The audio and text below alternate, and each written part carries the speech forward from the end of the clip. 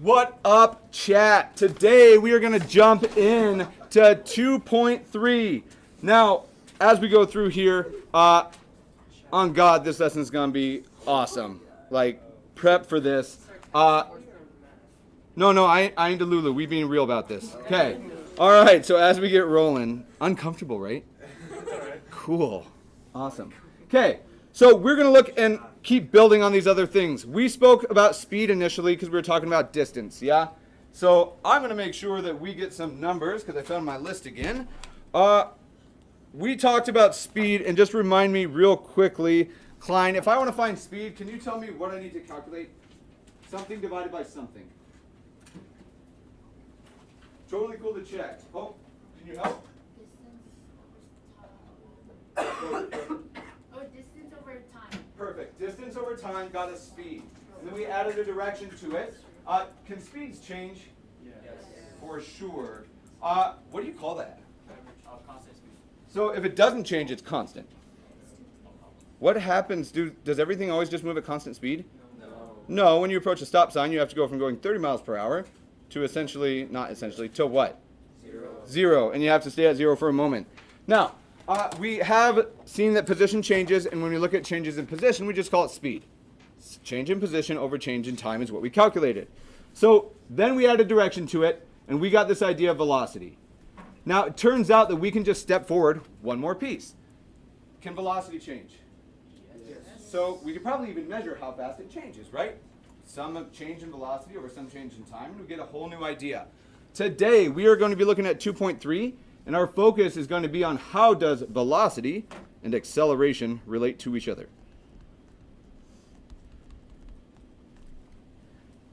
Notice we're not saying speed and acceleration. What's the big distinguishing thing between speed and velocity? Velocity and distance. Or direction. Okay, so they have both, right? Distance and direction. Instead of distance, you might think size or length, or there's one more word that I'm really after. I think earthquake when I think of it. Magnitude. Okay, so we're going to look at this, and right off the bat, we're going to define this. Do you guys know what it means to accelerate? Yes. Go faster. To go faster? To speed. Yeah. Okay. Do you have to go faster? Is it called accelerating if you slow down as well? So we're going to work this out. Turns out, yes. Yeah. You can accelerate to go faster, but you also accelerate to go slower, and there's even some other things that might happen with this.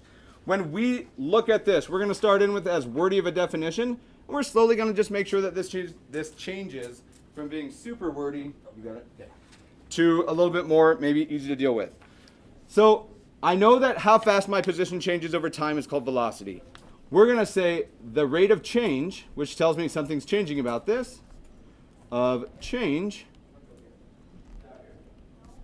of an object's or particle, whatever you'd rather write, an object's velocity. Now, these ideas act almost the same, and the units get weird, but we're going to see them. I asked you guys the other day when somebody did a funky calculation somewhere that you wound up using a unit that didn't make sense to us. You may not remember it. I remember it. Right now, but do I have velocity? Is it positive or negative? Positive. Do I have velocity? Yes. Is it positive or negative? Negative. Okay, so check this out. Right now, I'm going to start doing this. Do I have velocity right now? Yes. Is it faster now? Yes. I accelerated in which direction? Positive. Okay, so check this out. I'm going to start, and we're just going to flip this around. Am I walking positive? Yes. Am I changing my velocity? Yes. What way is acceleration pushing me? Positive. It's careful. It's slowing me down, right? If I imagine like forces, velocities push me that way, and if I'm speeding up, accelerations push me that way as well. What if I'm moving that way and I'm trying to accelerate in that direction? What happens to my overall movement? Negative. I slow down. We call it accelerate. Decelerate is not the word that's used in physics because negative and positive acceleration depend completely on whether you have negative or positive velocity. If they fight, you slow down. If they together, it doesn't matter the direction, you go faster. So as we're looking at that, the rate of change of an object's velocity is the first way that we can deal with this. Is velocity a vector? When I talked about which way is acceleration pushing in that example, did you have to tell me what direction it was pushing? So right now, if I say I'm going to start walking, I'm going to accelerate. Do you know if it means I'm going to speed up or slow down yet? No. So I'm going to ask the same question. Do I need a direction for my acceleration? If it accelerates this way, I slow down. If it goes that way with me, I speed up. We have to use a direction, which means like velocity, like displacement, I need a size of my acceleration and I need a strength or a magnitude. Gosh, what's the word for that? Something that has a magnitude and a direction. So velocity is an example of it. Starts with a V and ends with ector. Hey, it's a vector. So check this out. First comment. Like velocity and momentum, rho, acceleration, which, what do you think we should use for acceleration? What letter? V is velocity. Oh, A. A. Oh, I thought it was Acceleration is a vector. So we'll make sure we get that shorthand agreed upon here in a second. Acceleration is a vector. Now, two little statements here that we're going to make. First of all, denoted, or we write it. Did we use the word denote yesterday? Did we talk about that? Yeah. Okay, to denote or how something is denoted is just what do we use to represent it. So we'll just do some symbols now to make sure that we can hit these because I'd like to do this review thing. First off, this is not related immediately to acceleration yet. If you see this symbol in a physics class, what does it represent? Your delta x. Change in x, and we agreed that, and it's weird to do this, but we agreed that x was what? So it's this winds up being your distance, which is just your change in position. So this is our displacement when we look at delta x. How far did we move from start to finish? That's our displacement. Okay, we've only seen a few different vector quantities. Displacement has a size and a direction. What's this symbol? Velocity. Now this is the velocity vector, but I'll take that as velocity. This one? Momentum. And then I'm just going to throw it out there. You guys already said it. What do you think this one represents? Acceleration. Now, for those of you saying vector, you're right that velocity, and I should have drawn it here. I told you guys specifically, we're just going to see, I didn't write it down. Do you have to, am I going to make you draw the arrow? No. Am I going to draw it? Probably. It's a really hard habit for me to break. That is more correct. I will never fault you if you don't draw it. If you don't want to draw the vector symbol, that little arrow on top, you don't have to do it. Okay. Now, as we're looking at this, I want us to make sure that we can think about how this works in a couple comments. If, and we'll just do an example, and we'll say consider.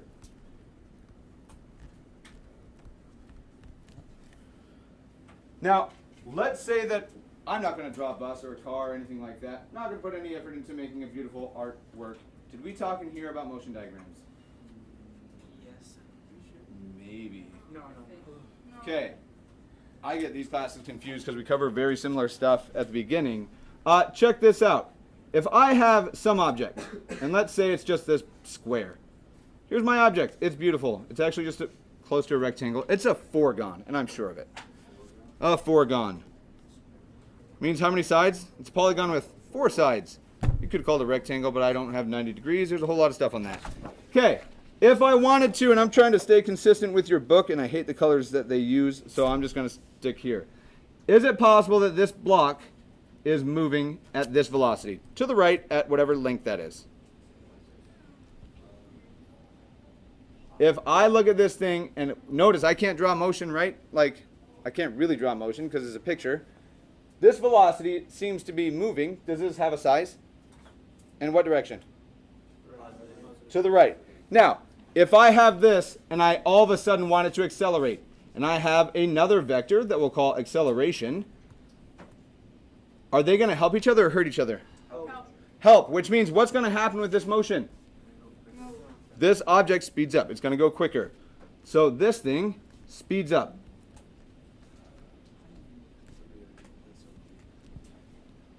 Okay. Can you give me another example? And I'm just going to do it this way. that will also produce a speeding up situation, but it's not that picture. And I'm not asking you just to say, oh, I'm going to draw a trapezoid this time. Make it completely different, but still make it speed up. How would that work? So the Acceleration vector and acceleration going in the same direction. They are already, right? They're going positive. Like that. What else could they do? Can they go negative? Yeah. Yeah, these are vectors. Check it out. We can certainly say, here's that same object pushing leftward this time with velocity and pushing leftward with acceleration. Both of those objects are speeding up.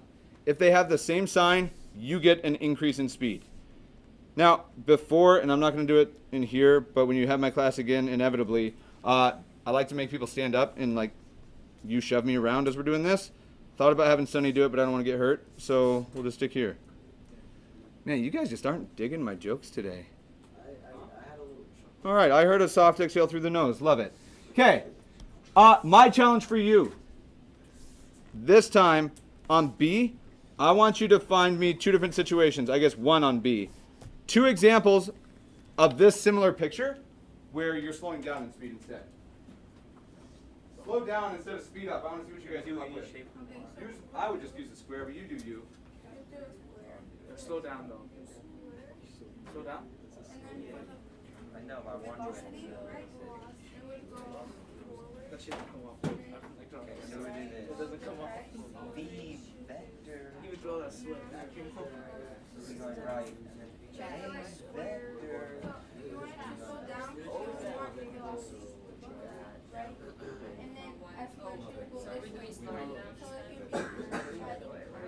Slow down.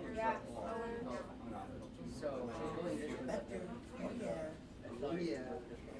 The next one. Can vector be slower than the acceleration? Slowing down. V for vector.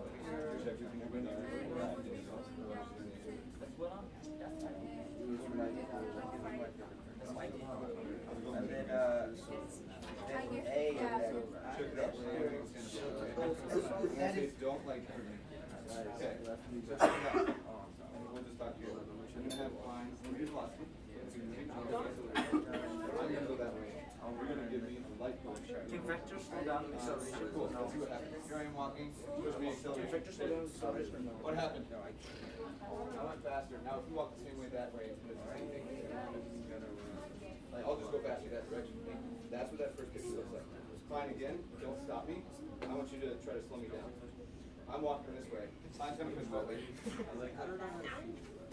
So when you say backward, what do you mean? Opposite me? What happened to my speed? Oh, try to get it. I think so. Let's double check. Here we go. And I'm slowing you down. We fight each other. We're going to slow down the max. Now, sometimes you slow down a lot and actually start going the other direction, which is what you want you to do. Draw me that picture with a block and just do it. Like, you got it. This idea, we all have it intuitively. With this, with your arrow for velocity. Okay, so now my question is Yeah, that let's hit it. can velocity be slower than acceleration? Absolutely. Okay. Absolutely. Okay.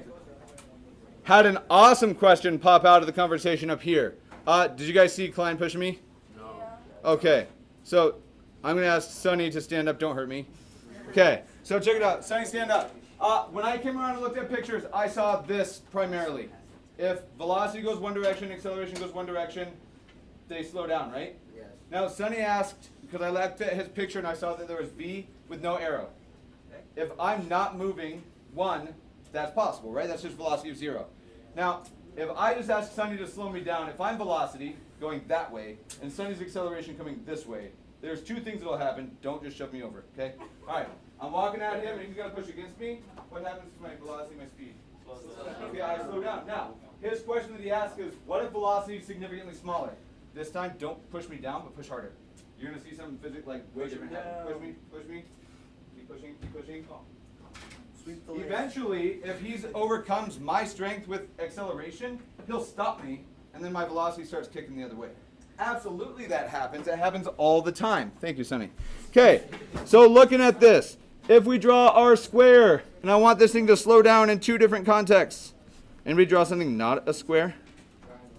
Ooh. Okay.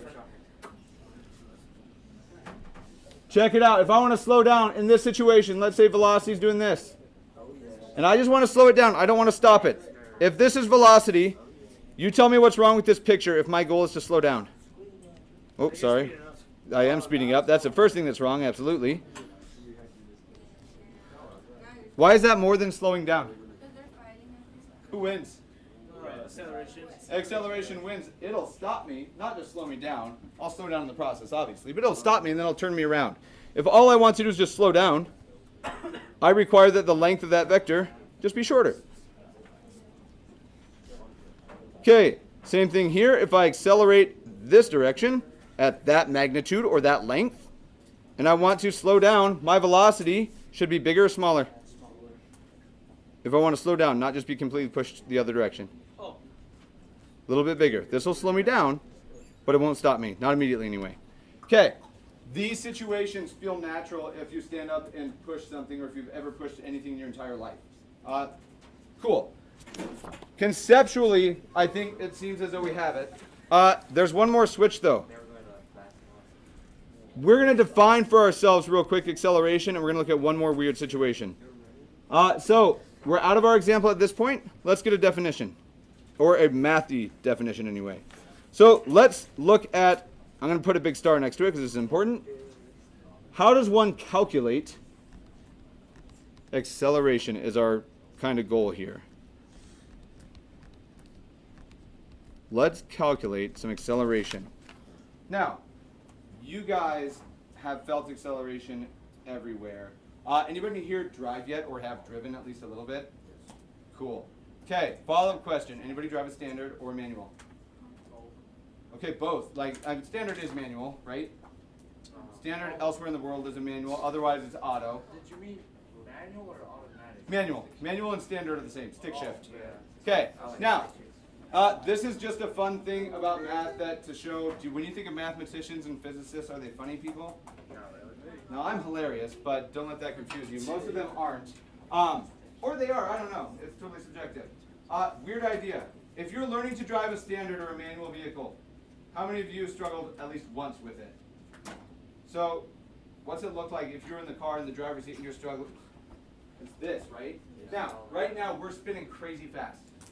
Do you feel it? No. No, you do not feel it. Why? It's constant. It's constant velocity, which means, let's go one step further. Is the speed at which we're rotating changing? Slightly. No, our velocity, like, we're going at the same speed, right? We are not feeling any sort of acceleration, and any acceleration that we do feel gets counteracted by gravity. Now, when you feel a stick shift like clunky and doing that, you're not feeling the acceleration.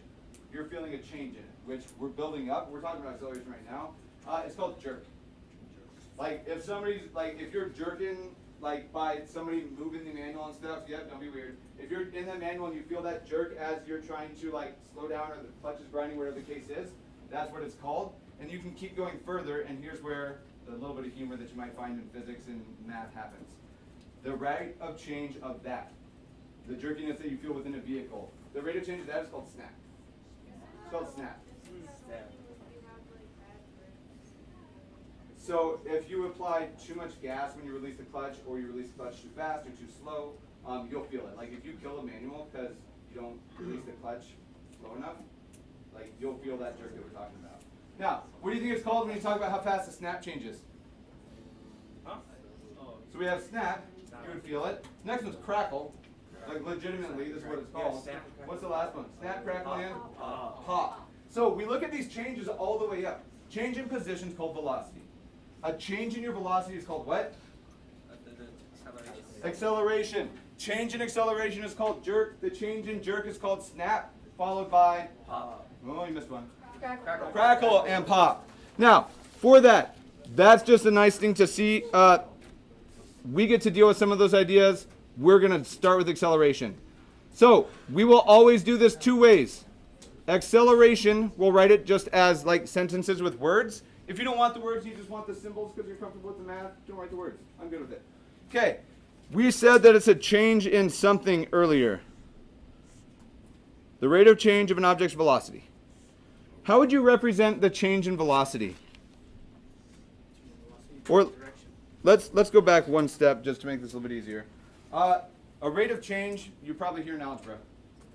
It makes you think of what? Slope. What's slope again? It's a ratio, right? This to this. And that happens all the time. Position to time is velocity. We could then just go one step further. Velocity to time. So we'll write this out in two ways. First, we'll say, hey, acceleration is just a change in velocity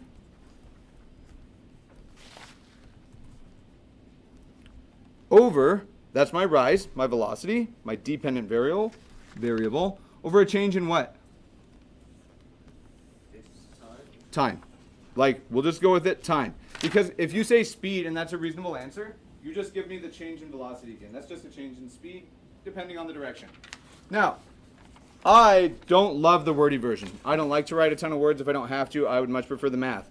What's the symbol for acceleration? So acceleration is equal to, if only we had a symbol that represented a change in something. This square, this triangle X, right? Okay, triangle. What is this letter? Delta. Delta. Now, we're not going to do delta y because it's not slope of a regular line. It's a change in what? Velocity. Your change in velocity over a change in time? And then let's go one more little piece. Have we talked, and again, this is just me mixing up classes, have we talked about subscripts? Okay, so I'm going to make you guys check something for me real quick. In your notes, go back to where we defined velocity. It's probably yesterday or the day before. Helpful. We use what are called subscripts. And you can write this off to the side. It's kind of like its own little text box. But we will use these all the time. And I thought we did already, but I didn't see it in Chelsea's notes. And we should have it. Okay. To find delta V, we're going to use subscript. Now, first and foremost, subscript is something that I don't know if you guys have ever seen before. Can you think of a vehicle that is something? Submarine. Where do they operate? Under or above the water? Under. So when you see a subscript, this is going to be a small phrase, letter, word, whatever it is. A small, typically I use letter, under the word. Or under the variable, I'm going to put. Now, in math, we use this word very specifically. Subscript, you guys haven't seen in math yet. I don't think. You probably have. I think we have. Algebra 1, you'll see it. How do you find slope? Okay, keep going. Rise over run, I'm good with it. So delta y over delta x. There's one more line that you typically write with it. So you're taking too big of a step. And you're not wrong, just so you know. But don't write this part down outside. I just want to talk it out from algebra point of view. Delta y over delta x is probably something you've seen. How do you calculate delta y? So how do you calculate the rise? You add the y-axis. Have you ever seen this? Yes, y2. Okay, check it out. So maybe we didn't need it. Rogue, if you're writing that part underneath with the delta y, delta x, not necessary right now. You guys all seen that notation? Yes. How do you pronounce this? Y2. You guys say y2? Yeah. Okay, that's not quite right. We say y So squared. that's how I say it. It's not squared. Squared goes above. Subsquared. Subscript. So the way that this actually said, and we'll just look at it, and we'll even look at it here. V sub I. We are using subscripts.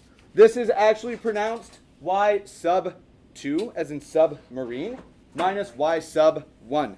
I was like 17 or 18 years old before I realized that my math teacher just spoke really fast, much like I do.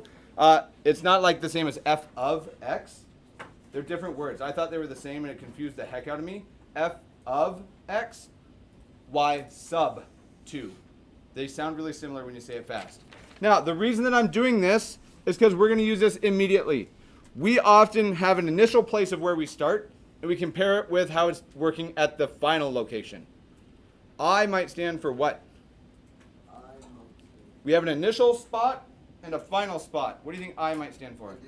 Initial. So when we use these subscripts, we see v sub I is just our initial velocity. And I'm just going to use two examples here. What do you think V sub F might represent? Initial and final. Okay. We do this with everything. When you pick 2 points on a line to find the slope of, you're just picking an arbitrary initial and final point. Every single time. You've used this before, but it can be intimidating. Is it only with velocity that we could use it with? No, and we'll use these all the time. Follow-up question in red, don't write it down. And I don't think anybody's in here is colorblind. What if I said this?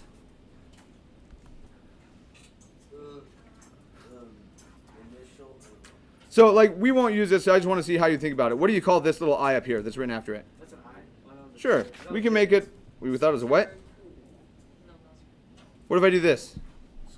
Squared, and you know that that 2 is the x. Oh, I like that one too. The power or the exponent. Okay, just so you guys are aware, we don't use those ones in here very often. Exponents are math, powers are math. Super, above, superscript is what it's called when you write something above. I don't have a Word open right now, but there's shortcuts on your keyboard to use super and subscript. All right, the whole reason that we took that route is that it allows us a way to get acceleration much nicer. I just need to find the change in velocity, my final velocity and my initial velocity. When we calculate this out, we'll just take our final velocity minus our initial, and we'll divide by, what do you think has to be the case with time? Can I switch order? Are you allowed to switch order when you do slope? No, we're not allowed to switch order here. What do you think we should denote or write down final time as? T sub F minus what? T sub I. Now, I don't care whether you use the language T sub I or initial time. Either one is fine with me. They mean the same thing. We just write it like this. Okay, last little challenge that I want you guys to think about, and I'm going to give you a minute to do this. I would expect a little bit of scratch work because you get to play the fraction game. Cool. Velocity, bless you, typically measured how?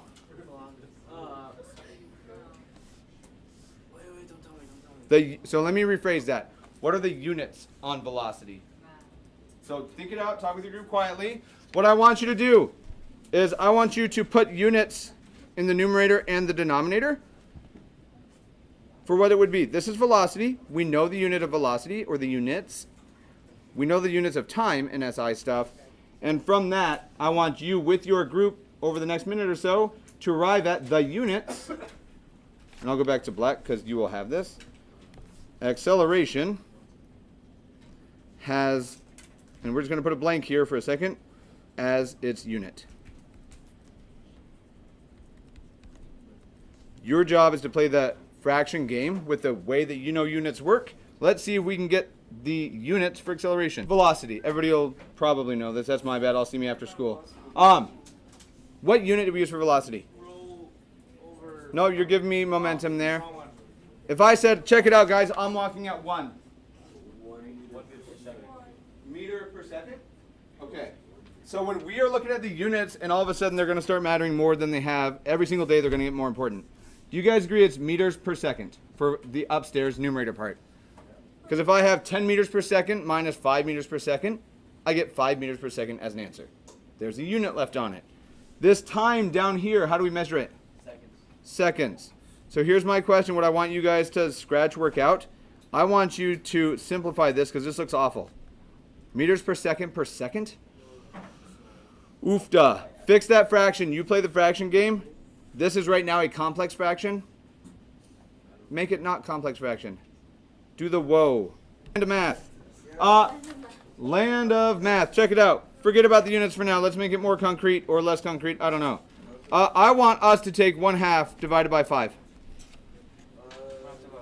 Fraction over fraction. Thumbs up. Ooh. Max knows it. He knows it right off the bat. Now, you probably did a little bit of math in your head. Yeah. Okay. How many of you, yeah, all of it maybe. How many of you guys know how to do this? Like completely honestly, we need to hit this real quick if you're not comfortable with it. Because when I refer to the unit game, this is what we're doing. Okay.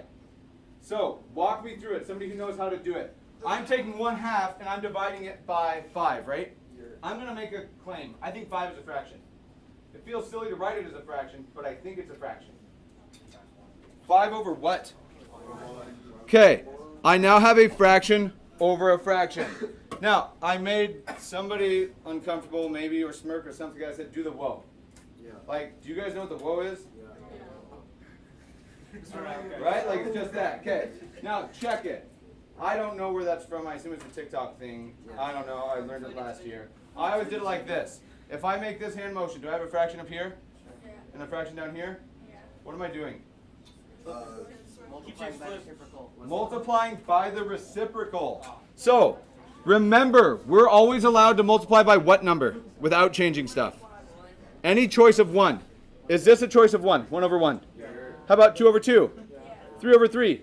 Those are all choices of 1. Could I multiply the bottom to make it nice? How do I undo a 5 over 1? Could I do that? 1/5.